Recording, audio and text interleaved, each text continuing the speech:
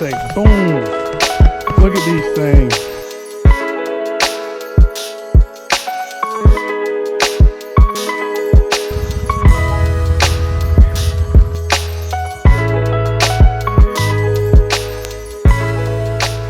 Alright, what's up guys?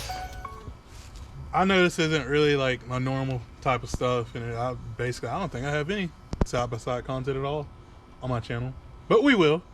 Yeah, we'll get to all that other stuff that you've seen in the beginning. Yeah, we'll get to that, but first I wanted to show you guys this because there's really not like a lot of information at all on this stuff, which actually blows my mind because side-by-sides are so huge right now, and like they have been for quite some time.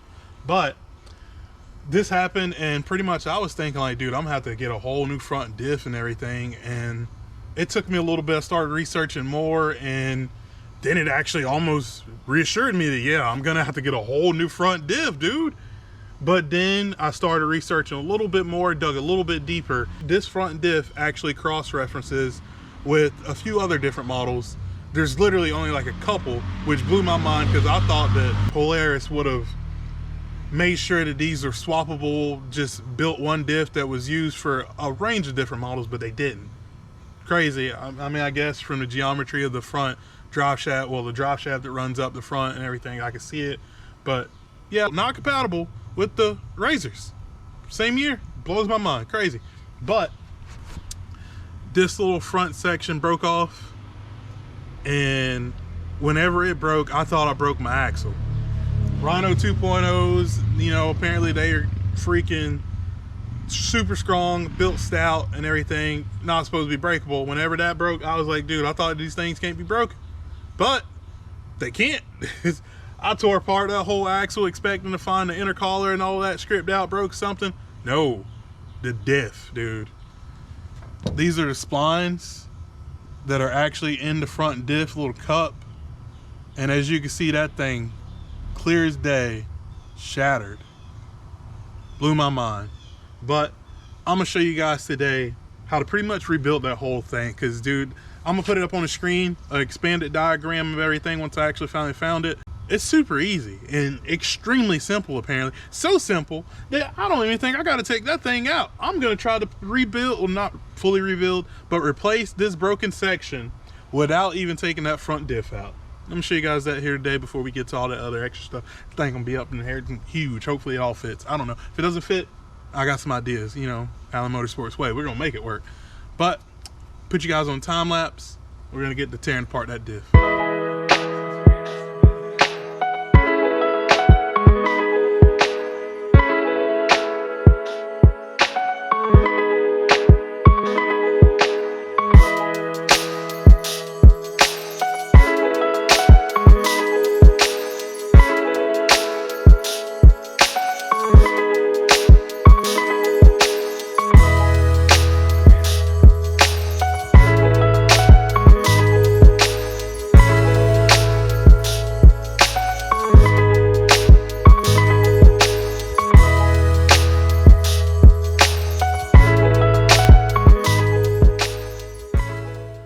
Alright, so got this little front plate off and everything.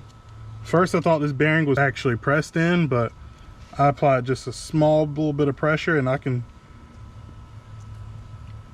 see that thing wanting to come out. Oh, yep, almost, you know, it actually just almost came out. But I don't think that's one of the ones that we need to pull. Got this, make sure that stays in there, not trying to mess with that. This is what we're changing out, because those splines, oh my god, look at that giant crack all the way through that thing.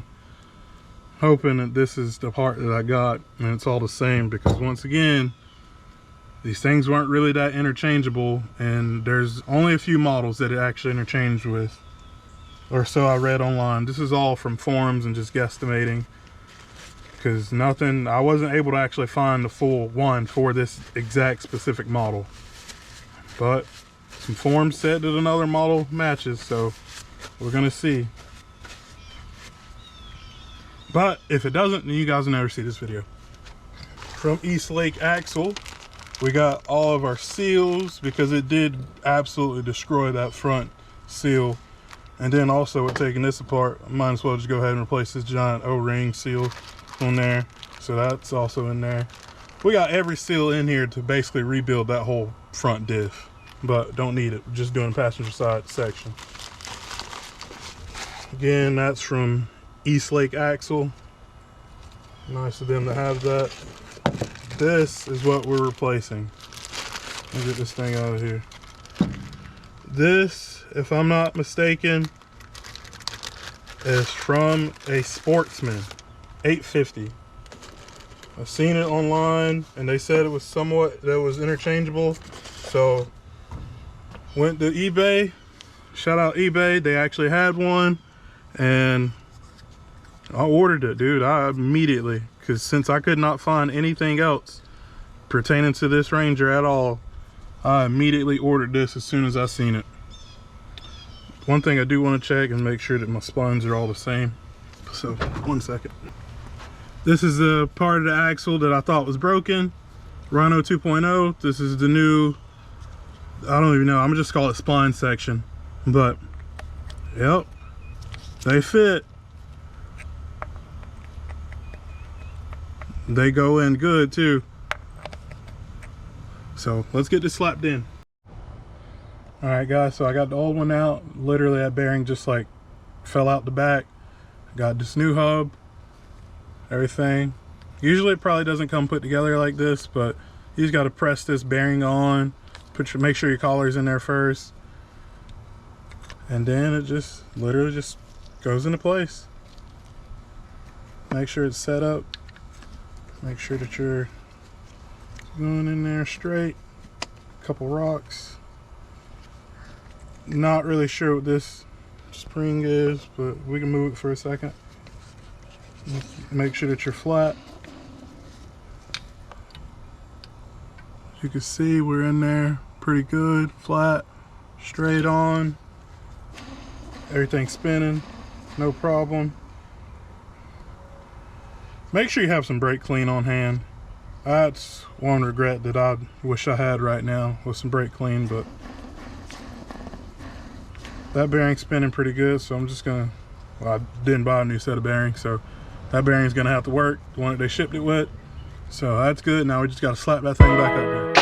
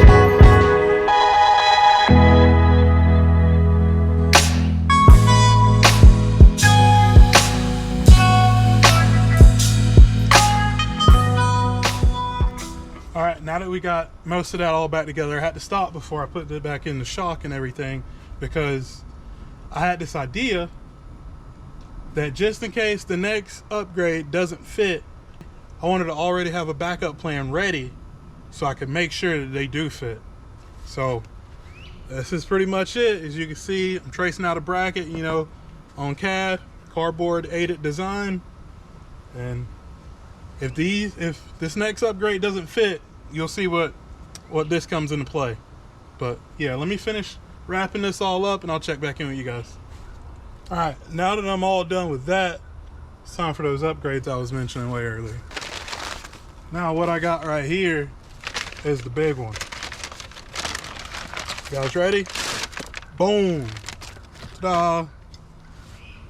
I know a lot of you guys are probably like, oh my God, Trey, you got spacers, Wow. Big whoop. Anybody and everybody got spacers on a UTV. But you'd be wrong. These aren't spacers. These are adapters. As you can see, big 4-lug UTV, Polaris, other brand, lug pattern. It's a 5-lug. That's 5 on 4.5. That means that I can run now so many different sets of wheels and not be limited to just a UTV lug pattern. Oh my God, that opens up a whole new world. And I actually do got a set that I've been sitting on for quite some time, and I want to run them on this. But the problem is, let me bring you guys over here so you can see. So the problem is, as you can see that gap there, everybody and all the reviews and everything were just like, these don't even fit the hubs. What are you guys selling? That's a lie. It doesn't even fit. And I'm sitting to myself like, do you guys ever like not just rig anything? Jesus Christ, what happened to all of the ingenuity and stuff? I don't think I've ever gotten anything that just fit directly up front. Never had any problems with it. Always had to just figure it out. So that's what we're gonna do. We're gonna figure this out.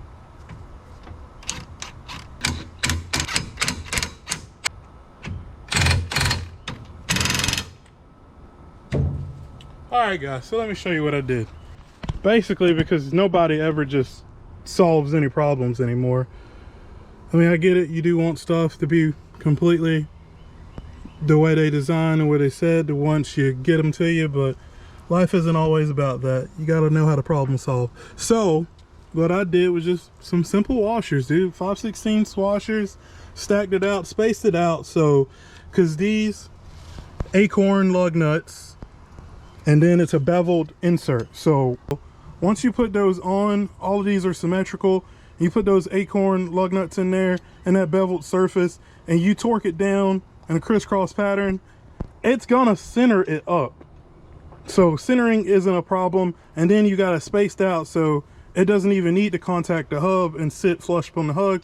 It's centered from just those beveled cross pattern onto just seating that on. So all of this should be perfectly circle, no jumps, no vibrations. I'm gonna turn up the impact, tighten it down a little bit more, but I just wanted to make sure I get everything started equally before I fully lay into it. So I know a lot of you guys might be asking yourself, what does he have for a side-by-side that's 5 on 4.5 now that he wants to run on a side-by-side? Glad you asked. One second. Say boom, look at these things. These are bottom feeders, old 15, 50, 35 super swampers that bottom feeder used to run way back in the day. They're on like 15 by 12 and 15 by 14 bullet holes, and they're 5 on 4.5. And like, dude, I've tried to sell these things, but you know, I just never could get off of them. Not because like I didn't have them for a good price or nothing. It's just because like I honestly just didn't want to sell them. I knew I'd eventually get something that I'd want to put these on, and lo and behold, this Ranger popped up and I got it, and I had this crazy idea, and thanks to eBay, this could actually work. So as you can see, let me take these lug nuts off.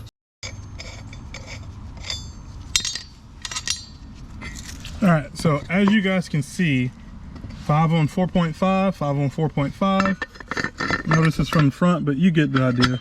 that right into there perfectly fine. That means that if everything clears, which it should, this is a nice lift on this thing, so it in fact should clear these. But if not, that's where those brackets come into play that I took that drawing of on CAD. The rears I know will definitely clear. Look at all that space. That'll definitely clear. The front is about the only thing that I'm worried about. But continue on and we'll see what it looks like. So check back in with you guys in a second.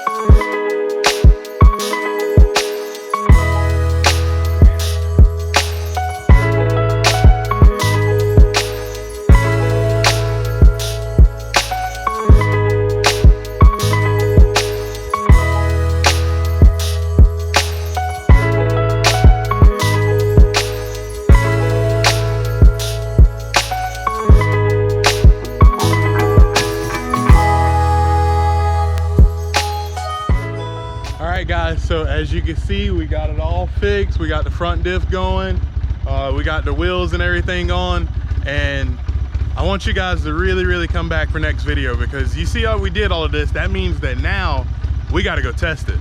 I can't just have it looking all pretty like this and just leave it. We got to go test this thing. So let's take a look around it though.